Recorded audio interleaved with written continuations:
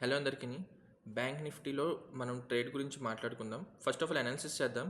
Weekly నుంచి కొద్దిగా lower time frame వరకుని అండ్ లాస్ట్ డే మనం ట్రేడ్స్ ఎలా ప్లాన్ చేస్తాం, మన టార్గెట్ హిట్ అయిందా లేదా అనే దాని గురించి కూడా మాట్లాడుకుందాం. Okay. And market bank Nifty వీక్లీలో బుల్లిష్లో ఉంది. ఓవరాల్గా మీకు తెలుస్తూనే ఉంది. అండ్ డే టైం ఫ్రేమ్లో మనం కొద్దిగా వెళ్దాం. అండ్ డే టైం ఫ్రేమ్లో మనం ఆల్రెడీ చాలా రోజుల నుంచి మాట్లాడుకుంటున్నాం. డే టైం ఫ్రేమ్ కూడా బుల్లిష్లోనే ఉంది. బట్ ఎప్పుడైతే మార్కెట్ స్ట్రక్చర్ ఎప్పుడైనా బ్రేక్ అయిన తర్వాత మార్కెట్ రీబ్యాలెన్సింగ్ చేసుకోవడానికి, అంటే దానికి అదే రీబ్యాలెన్సింగ్ చేసుకోవడానికి అని చెప్పి ఎప్పుడు కిందకు వస్తుంది. సో ఎప్పుడు వచ్చినా మనం ఒక ఫిబ్ లెవెల్స్ పెట్టుకుంటాం ఒక లెగ్ ఆఫ్ స్ట్రక్చర్ దొరికిన తర్వాత. సో ఈ హయ్యర్లో నుంచి ఈ హైయర్ వరకు నేను ఫిబ్ లెవెల్స్ పెట్టుకుంటే మన మార్కెట్ ఇప్పుడు ప్రీమియంలో ఉంది. సో డిస్కౌంట్కి వస్తే మనం ఇక్కడ నుంచి మళ్ళీ ట్రెండ్ కంటిన్యూ చేద్దాం అని చెప్పి ఎక్స్పెక్ట్ చేస్తున్నాం. సో అదే ఇక్కడ రాశాను నేను. రీటెస్ట్ చేసుకొని కిందకు వస్తుంది డిస్కౌంట్లో కానీ. అండ్ డిస్కౌంట్లో మనకి ఏమైనా ప్రాపర్ డిమాండ్ ఉంటే అక్కడ నుంచి మళ్ళీ ట్రెండ్ కంటిన్యూ చేయొచ్చు పైకి. సో డిమాండ్ చూసినట్టయితే మనకి ఇక్కడ ఆపరేటర్ లాస్ అనేది ఒకటే కనిపిస్తుంది. అంటే లాస్ట్ ఇక్కడ సెల్లింగ్ చేసేటోళ్ళు డైరెక్ట్గా గ్యాప్ అప్ ఓపెన్ అయిన తర్వాత వాళ్ళు లాస్ కట్ చేయడానికి ఇంకా రాలేకపోయారు. సో ఇక్కడ ఆపరేటర్స్ ఇంకా లాస్లో ఉన్నారు. ఆ లాస్ కట్ చేయడానికి ఖచ్చితంగా కిందకు వస్తుందని చెప్పి మనం ఎక్స్పెక్ట్ చేస్తున్నాం. సో ఇదైంది డే టైం ఫ్రేమ్లో. కొద్దిగా ఇంకా లోవర్ టైం ఫ్రేమ్కి వెళ్దాం 1 అవర్కి. అండ్ 1 అవర్లో మార్కెట్ అనేది బీరిష్లో అయింది. ఎప్పుడు మార్కెట్ ఇక్కడ ఇంటర్నల్ లిక్విడిటీ అంటే ఎక్స్టర్నల్ లెగ్ది లిక్విడిటీస్ కలెక్ట్ చేసుకున్నాక మళ్ళీ బ్రేక్ ఆఫ్ స్ట్రక్చర్ చేసిన తర్వాత మనకు ఒక లోవర్ ఐ దొరికింది.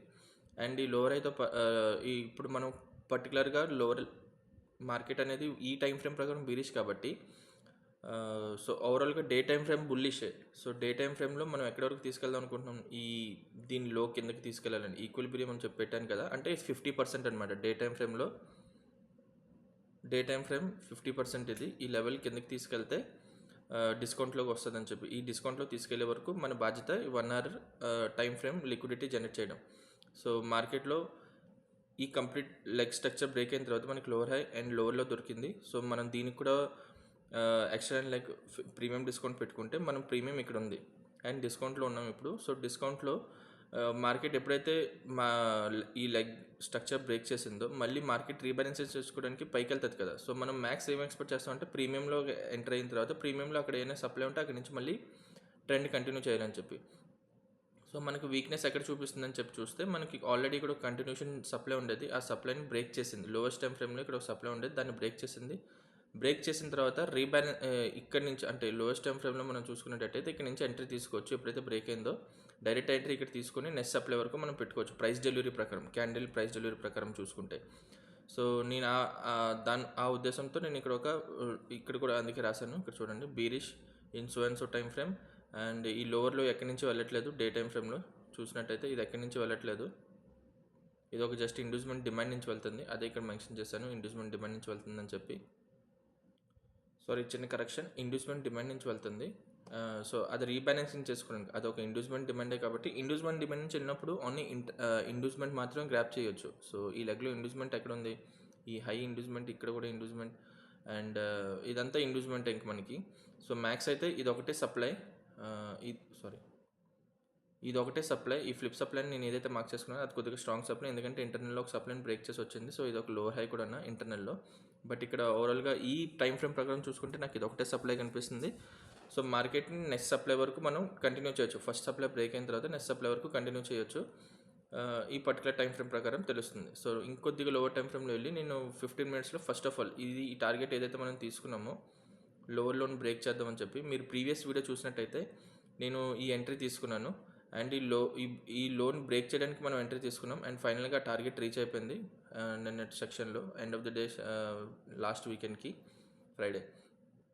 సో మార్కెట్ ఎప్పుడైతే స్ట్రక్చర్ బ్రేక్ అయిందో రీబ్యాలెన్సింగ్ చేసుకోవడానికి వెళ్ళేటప్పుడు మనకి ఇక్కడ ఒక సప్లై ఉండేది, ఆ సప్లైని బ్రేక్ చేసిన తర్వాత నేను ఇక్కడ మీరు 15 మినిట్స్లో కూడా నేను ఇక్కడ కామెంట్ రాశాను, ఇది ఒక ఇండ్యూస్మెంట్ డిమాండ్ నుంచి వెళ్తుంది. ప్రైస్ అనేది ఇంటర్నల్ లిక్విడిటీ కలెక్ట్ చేసుకోవడానికి. ఓకే, సో ఇంటర్నల్ లిక్విడిటీస్ ఇవన్నీ కలెక్ట్ చేసుకోవడానికి పైకి వెళ్ళింది.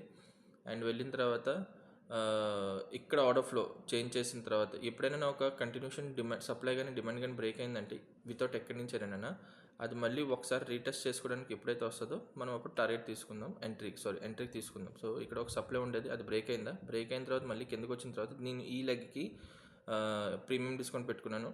అందులో ఇది డిస్కౌంట్కి వచ్చిన తర్వాత ఈ రెడ్ క్యాండిల్ హై ఎప్పుడైతే బ్రేక్ అయిందో నేను అప్పుడు ఎంట్రీ తీసుకున్నా. ఓకే, సో మనకి ఇక్కడ బయర్స్ స్ట్రెంత్ అనేది కనిపిస్తుంది కాబట్టి నేను ఇక్కడ ఎంట్రీ తీసుకున్నాను.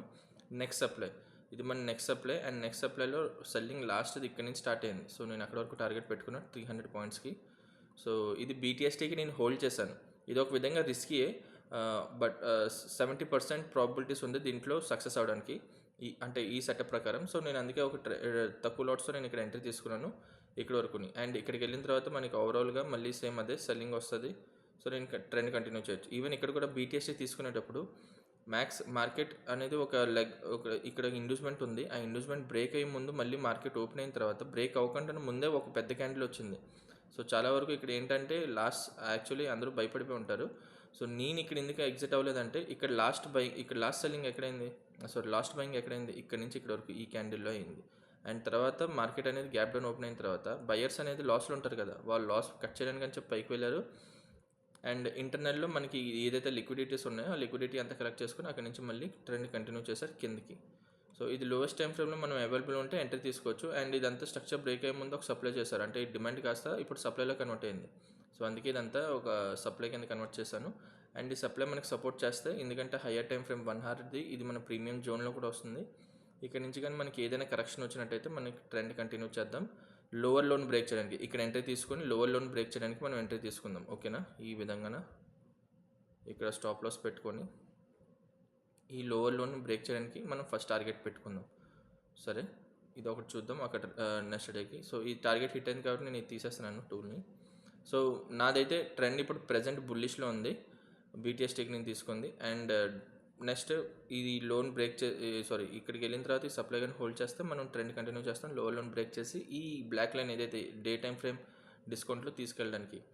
సో వెయిట్ చేసి చూద్దాం టార్గెట్ అనేది మండే ఎలాగ రియాక్ట్ అవుతుంది అనేది. సో గుర్తుపెట్టుకోండి, మనం ఓన్లీ షార్ట్ టర్మ్కే మనం బులిష్ ఉంది, ఆ తర్వాత కంటిన్యూ చేద్దాం. ఇన్ కేస్ వరస్ట్ కేసులో డైరెక్ట్గా ఈ లోనే బ్రేక్ చేసింది అనుకుందాం. డైరెక్ట్ కేసులో ఈ లోవర్ లోనే బ్రేక్ చేసింది, గ్యాప్ డౌన్ ఓపెన్ అయిపోయి. సో లాస్ట్ ఇక్కడ ఎవరైతే బయింగ్ చేశారో వాళ్ళు లాస్లో ఉంటారు కాబట్టి వాళ్ళని ఎగ్జిట్ చేయడానికి ఖచ్చితంగా వెళ్తుంది. సో మనం అప్పుడు కొద్దిగా గొప్ప లాస్ బుక్ చేసుకోవాల్సి వస్తుంది. సేమ్ మొన్నట్లాగా మీకు ఇక్కడ చూపించినట్టు సేమ్ అలాగే ఇక్కడ ఇన్ కేస్ వరస్ట్ కేసులో ఇది బ్రేక్ అయ్యే ముందు రీబ్యాలెన్సింగ్ చేసుకోవడానికి మళ్ళీ అక్కడ ఆపరేటర్ లాస్ అనేది బుక్ చేసుకోరు కాబట్టి వాళ్ళు లాస్ అనేది కట్ చేసిన తర్వాత మళ్ళీ ట్రెండ్ కంటిన్యూ చేస్తారు. సో ఆ సినారియోలో మనం కొద్దిగా గొప్ప లాస్ బుక్ చేసుకోవాలి, ఇంక తప్పదు. సరే, ఓకేనా, థ్యాంక్ యూ.